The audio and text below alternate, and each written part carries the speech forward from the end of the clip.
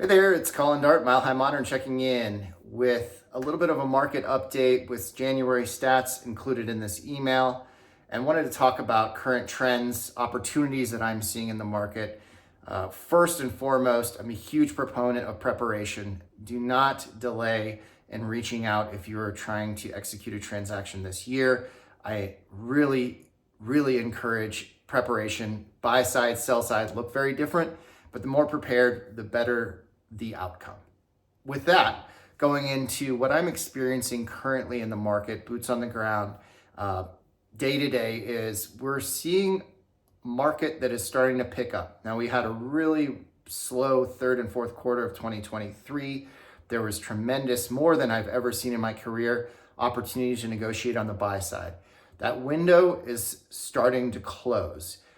As interest rates normalize, and I'm not saying that they're going down, because trending right now as of recording this on the 13th of February, they have been trending upwards from some more approachable interest rate numbers early in February. We're not back to where we were in October of 2023, but they're certainly not going in the direction that everyone is hoping.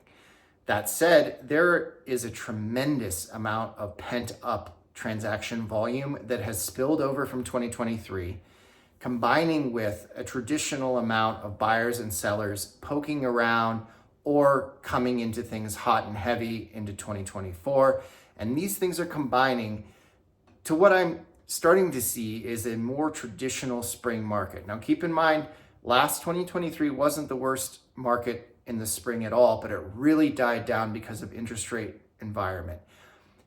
The biggest takeaway, I think, from all of this, other than preparation, is going to be that while we're likely to have a very strong buying and selling season this spring in 2024, the interest rate environment may look quite different than it did in 2023 and start trending in a more favorable manner as we approach mid-year and certainly into the third and fourth quarters of this year, meaning that we may get an extended buying and selling season. There's going to be opportunity a little bit longer throughout the year on both sides of the equation. We say the best time to sell is really between late February all the way till the week or two after Easter. So these are closings that post all the way out till, we'll say, the end of May. I think that's going to be a little different this year, as the extended selling season is going to be more forgiving for listings as they list maybe later in the year because of the interest rate environment.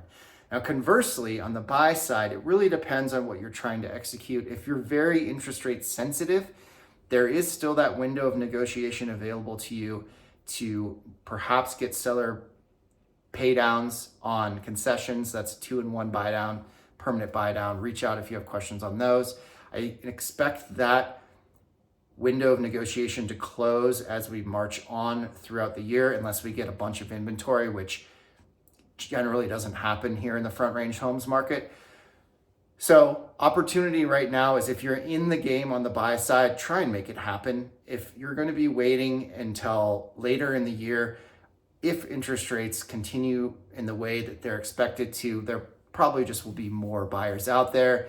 And if inventory behaves as it has for the last decade, we're going to see probably a little bit of a decline as we cross the threshold mid-year or certainly into July, August, which could create a really tight market for the latter part of the year. Although perhaps a better market when you're interest rate sensitive.